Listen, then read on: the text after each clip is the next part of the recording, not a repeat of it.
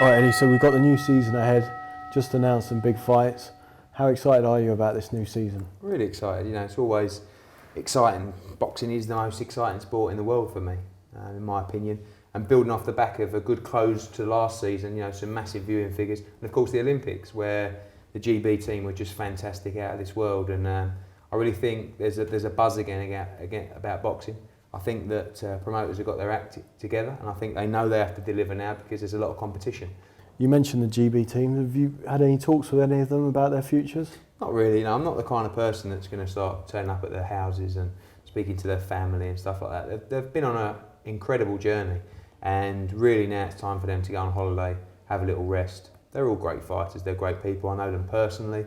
I would think they'll talk to everyone. I always say to every fighter, talk to everyone.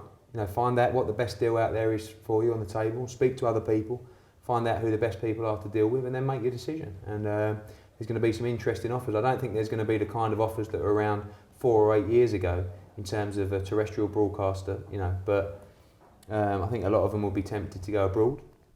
And some may even stay amateur. I'd like to see Anthony Joshua give it another year as an amateur, to be honest with you. But World Championships. Yeah, but it's very difficult when you're going to be presented with the offers he'll be presented with to turn those down. Yeah. Okay. Well, you mentioned at the end of last year, obviously we had the Kelbrook roller coaster. We had Carl Froch doing a number on Lucien Boutte. What's been your highlight as a promoter so far? I think Boutte, Froch, without doubt. It was just another level that night.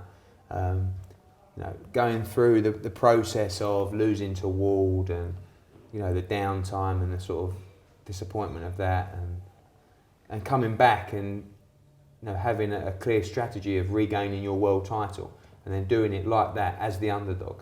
It was a very, very special night. Tough to beat, perhaps, in his career and perhaps even in my career as a promoter. I don't know. We've got a long way to go. But Kelbrook versus Carson Jones was still a highlight for me because it was a tough night for him. But I think he learnt more that night than perhaps he'd learnt throughout his whole career.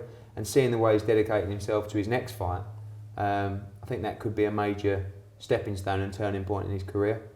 So many other great nights. Lee Purdy beating Craig Watson for the British title. Eric Ocheng's fight with Nick Quigley. It doesn't just have to be the big, world title fights that give you a buzz and provide you with great entertainment. There's great fights at every level. And I think that's key moving forward, is trying to make sure that there is those depths to the card, that you've got some great world title fights, you've got some great European title fights, but you've also got great British title fights, British title eliminators, English title fights, area title fights. Because, look at someone like Dave Coldwell, some of the great cards he's putting together. A lot of the time, their area title fights or eliminator fights, they're potentially or arguably better than a lot of the main event fights that other promoters are putting on. Yeah, sure. Okay. You've come a long way in a short space of time. How have you managed to do it so quickly?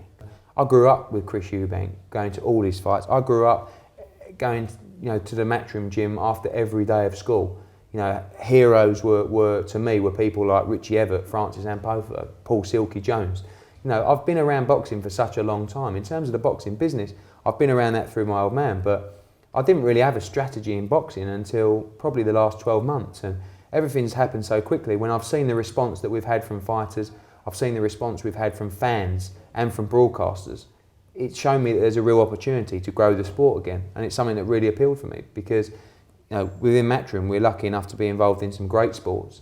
But the one I feel more passionate about is boxing. It's the one sport that gives me a buzz like no other. It's a sport where I'm so close to our clients, if you like, which are effectively our fighters, effectively friends and family to me. That's how I feel about them. And the buzz that you get, my old man always said to me, if you can get 1% of the buzz that your fighter gets when they walk out into the arena, you'll be happy. Well, sometimes I feel like I get 30 or 40%, sometimes more. And that buzz is like no other. And walking out into arena... Makes you jump into the ring now, right? It does, but that's just an example of how I feel about the sport, how I feel about Carl Froch. What that meant to me, what it meant to him, that was the reaction that come out of me that night, I've had a lot of stick about it. But I feel like there's no other sport.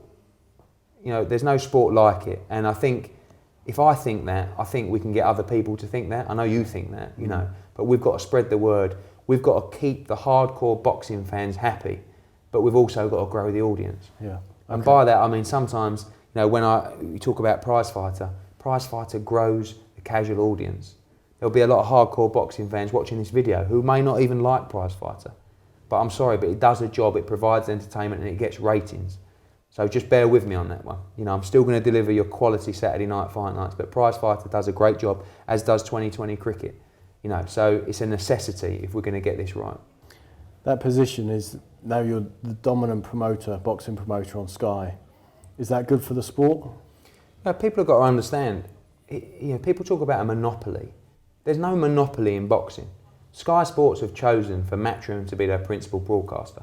They're still boxing on Channel 5. They're still boxing on Box Nation. They're still boxing on primetime.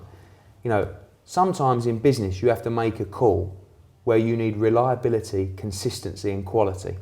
And they're the three traits which I believe Matchroom deliver in abundance. I can't sit here and say, I'm sorry that other promoters have not delivered. They haven't delivered, in my opinion. And that's why we're in the position we're in. We've worked hard. We've developed the best team in boxing. We've consistently delivered the best nights in boxing over the last 12 months with the best fighters. So therefore, I could not see an option other than to give us the lion's share of the boxing. As it's turned out, you know, it may end up being the total share, but we'll work with other promoters.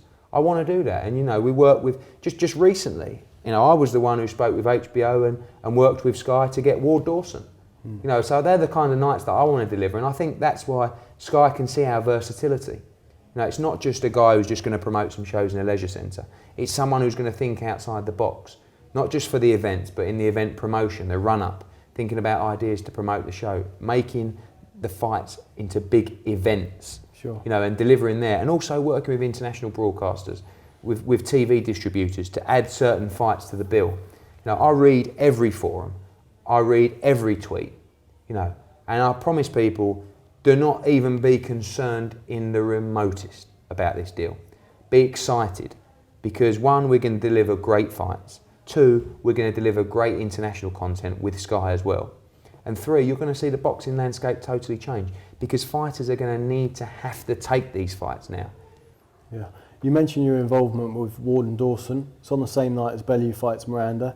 Is the idea long term to maybe get Bellew in a position to fight Ward or Dawson? Yeah, I think so. I mean, you know, we've got a relationship with Tony Bellew that's for one fight, so we'll see what happens beyond that.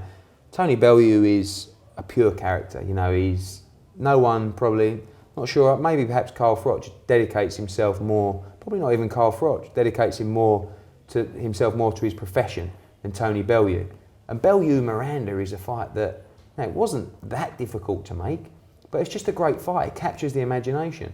You know, I look at people like Nathan Cleverly. In my opinion, Nathan Cleverly should be fighting people like Edison Miranda or Glenn Johnson. You know, they're the kind of fights I'd make for people like that. You need the high-profile fights that, on paper, Bellew should deal with Miranda. You know, but even still, you read the forums and people say, oh, but if he walks onto one and he's dangerous and he's this and that. You need to keep people guessing. Yeah. You need people to turn on the television not knowing what's going to happen. Sure. You know, and so many times you turn on, you know exactly what's going to happen, and that's just boring. Where's the line going to be drawn in terms of promoters that you will and won't work with? Because surely, you know, where there's been public animosity between you and the likes of Frank Warren, it'd be very difficult for you guys to work together. Not for me. I mean, really, you know, talk about animosity. Frank Warren, Frank Maloney, no animosity to all these people. I mean, they can slag me off, they can say, you know, Frank Maloney seems to be having a pop at me every other minute on Twitter. I'd let him get on with it. You know, I'm here to do a job. I'm here trying to do the best I can for the fans, for the fighters, and for our broadcaster. And, you know, he's going to have his opinions on me, and all I can say is that look at what I've achieved in 12 months. Give me another 12 months. Give me another 12 months. Give me 5 years. Let's see what state of British boxing then, you know. I've got no problem. You know, I offered Frank Maloney a deal for David Price to stay on Sky. No problems working with Frank Maloney. No problems working with Frank Warren. The problem you're always going to have is a problem with broadcasters. I want all my fights on Sky Sports. Frank Warren will want all his fights on Box Nation. That's when you're always going to have a problem. Sure. But I feel I've got a great argument in the fact that my fights are exposed to the biggest audience possible. My fights are going to build the profile of the fighters beyond any extremes, you know. So some fights will never happen. You know, you could sit here now and read through you know, a number of domestic fights with our fighters and their fighters, and I'll tell you straight away whether they're going to happen or not. You know, and some can, some can't. Yeah.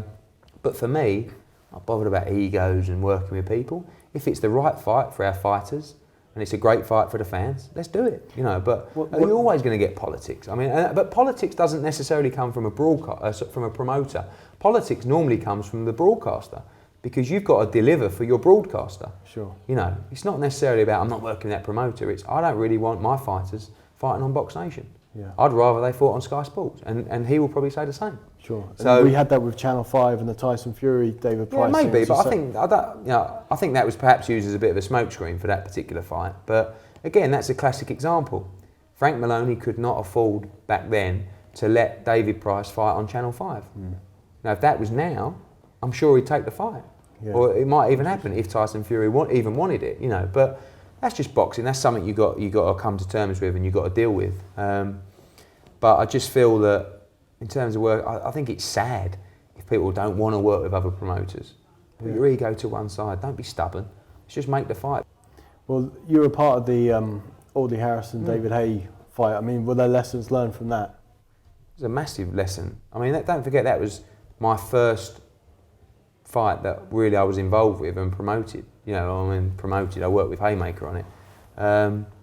You know, that probably taught me more about boxing in that sort of 3 or 4 month period than anything I've been involved with since. In that, you know, you can sell out an arena of 20,000 people, you can have record numbers on pay-per-view, but you can leave the arena feeling like absolute dog shit. You know, and that's what that fight done to us and done to me, because I felt that if Audley Harrison did what I believed he could do, he could win that fight. But, you know, in my opinion, he froze on that night.